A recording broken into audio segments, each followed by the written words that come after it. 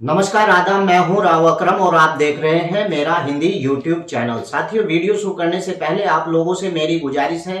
कि मेरे इस चैनल को आप लोग सब्सक्राइब करें और साथ में बेल आइकन की घंटी को दबाना ना भूलें। तो चलिए, आज की इस वीडियो के अंदर हम जानकारी लेते हैं कि ऐसी कौन सी भूमि है जिस पर भूमिधरी अधिकार उत्पन्न नहीं होते हैं, यानी कोई ऐसी भूमि है जिस पर आपको मालिकाना हक नहीं मिल सकता है। और वहीं पर हम बात करेंगे कि आसामी की भूमि कैसे मिलती है और किस प्रकार से आसामी की भूमि का पट्टा मिलता है। अगर इस वीडियो के बाबत आप लोगों को मुझसे कोई जानकारी या राब्ता या आपकी कोई क्वेरी है तो डिस्क्रिप्शन में मेरा मोबाइल नंबर है, आप वहां से नंबर लेकर मुझे कॉल भी कर सकते हैं। लेकिन किंतु परंतु अर्थात वही व्यक्ति मुझे कॉल करे जिस व्यक्ति ने मेरे चैनल को सब्सक्राइब कर लिया है और वह मेरी वीडियो को लगातार देखता है, तो वही व्यक्ति मेरे इस नंबर पर कॉल करे। तो चलिए वीडियो शुरू करते हैं और जानकारी प्राप्त करते हैं कि किस प्रकार की भूमि के ऊपर मालिकाना हक नहीं मिलता। साथियों, आपको जानकारी दूं कि खलियान और खाद के गड्ढे, चारागाह और कब्रिस्तान, शमशान यानी इस प्रकार की भूमि के ऊपर कभी भी मालिकाना हक नहीं मिलता। और बेहतर मेरी राय है कि इस प्रकार की भूमि पर कब्जा करना भी बेफजूल की बातें हैं। अगर आप कहीं पर कब्जा करते हैं तो कब्जे के लिए भी दिमाग चाहिए। ऐसा नहीं कि आप तालाब के अंदर कब्जा कर लेते हैं और फिर पता चलता है कि आपने उसके ऊपर अच्छे खासे पैसे लगाकर और अपनी जिंदगी भर की कमाई लगाकर इस प्रकार से तालाब की भूमि पर अगर आपने मकान बना लिया है तो वह 100% चांस होते हैं कि उस मकान को गिरा दिया जाएगा। दूसरे नंबर पर, अगर आप किसी भूमि को लेकर कब्जा करते हैं, वही व्यक्ति कब्जा करता है जो व्यक्ति परेशान हो, जिसके पास ग्राम के अंदर इस प्रकार की भूमि ना हो कि वह अपना मकान वहां पर स्थापित कर सके। दूसरी बात यह है कि अगर आपको किसी भूमि के ऊपर कब्जा करना है या फिर आपके पास मकान नहीं है और आप ऐसी भूमि के तलाश में हैं कि इस प्रकार की भूमि मिल जाए जिस पर आप अपना रहने का स्थान बना सके, तो नंबर एक बात इस चीज का ध्यान रखना चाहिए आपको कि वह तालाब की भूमि ना हो और दूसरे वह खाद के गड्ढे ना हो। यहीं पर अगर आप कब्जा करने की फिराक में है तो फिर शमशान या फिर कब्रिस्तान की भूमि, इस प्रकार की भूमि ना हो। और आपको बता दूं कि इसके अलावा भूमि जिस पर पानी हो और उसका उपयोग सिंघाड़ा अन्य उगाने के लिए किया जाता हो, यानी कि इस प्रकार की भी भूमि होती है ग्राम पंचायत के अंदर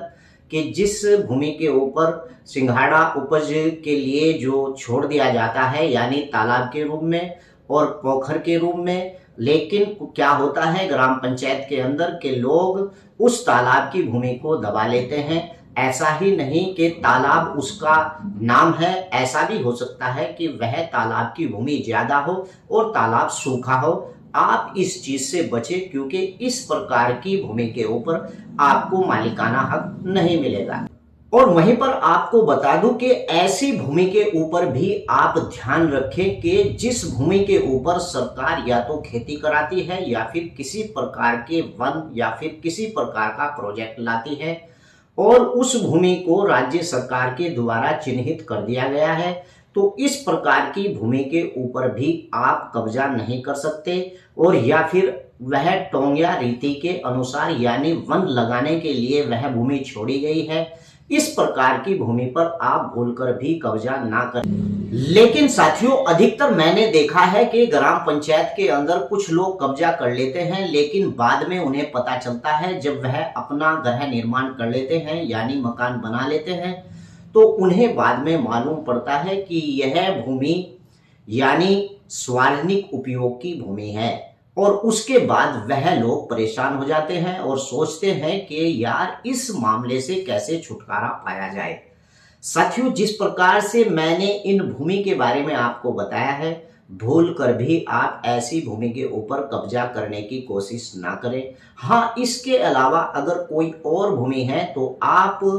के पास अगर मकान नहीं है तो 300 वर्ग या 250 वर्ग मीटर का आप जगह को घेर सकते हैं, कब्जा कर उसके ऊपर मकान स्थापित कर सकते हैं, लेकिन उसके लिए पात्रता भी होनी बहुत ही जरूरी है। यानी कि आप या तो सामान्य वर्ग के हैं तो बीपीएल श्रेणी से नीचे के व्यक्ति आप होने चाहिए, और ओबीसी है तो भी आपको बीपीएल श्रेणी के नीचे के वर्ग का व्यक्ति होना चाहिए, या फिर अनुसूचित जाति और अनुसूचित जनजाति के लिए। यानी अगर आपके पास आवास स्थल की इस प्रकार की भूमि नहीं है तो आप 200 वर्ग मीटर से लेकर 300 वर्ग मीटर के लिए आप इन भूमियों को छोड़कर दूसरी भूमि पर कब्जा स्थापित कर अपना मकान बना सकते हैं, और भविष्य में आप अगर उसके ऊपर बने रहेंगे तो आपको मालिकाना हक भी मिल जाएगा। चलिए अब बात करते हैं कि असामी का पट्टेदार कौन से वर्ग में आता है। यानी कि असामी उस व्यक्ति को कहा जाएगा असामी का पट्टेदार, और सब अधिकार होंगे उसके पास, यानी कि उस भूमि को जोतने के सभी अधिकार होंगे, और इस प्रकार से वह व्यक्ति असामी भूमि का पट्टेदार कहा जाएगा। नंबर 1, इस संहिता के धारा 76 की उपधारा खंड 1 के अनुसार जो रेवेन्यू एक्ट के लिए कानून बनाया है उसके अनुसार प्रत्येक व्यक्ति जिसे भूमि प्रबंधक द्वारा, यानी जो भूमि प्रबंधक द्वारा जो दिया गया उस दिनांक से और उसके पश्चात जो संहिता के उपबंधों के अधीन अनुसार किसी भी भूमि पर असामी स्वीकार किया गया हो, यानी कि ग्राम पंचायत की ओर से किसी व्यक्ति को अगर पट्टा किया गया है तो उस व्यक्ति को असामी का भूमि का पट्टा अगर उसे दिया गया है तो ऐसे व्यक्ति को असामी भूमि के पट्टे का हकदार कहा जाए। या फिर ऐसा कि कानून के उपबंधों के अनुसार अगर किसी व्यक्ति ने इस संहिता यानी इस कानून के लागू होने से पहले या उसके बाद उस व्यक्ति को भू प्रबंधक समिति के द्वारा असामी पट्टेदार मान लिया हो, या फिर असामी पट्टेदार के आधार पर उस व्यक्ति का उस भूमि के ऊपर यानी प्रस्ताव किया हो, इस प्रकार का व्यक्ति भी असामी का पट्टेदार कहलाया जाएगा। यानी असामी क्या है यह सोचने की बात है। अगर ग्राम समाज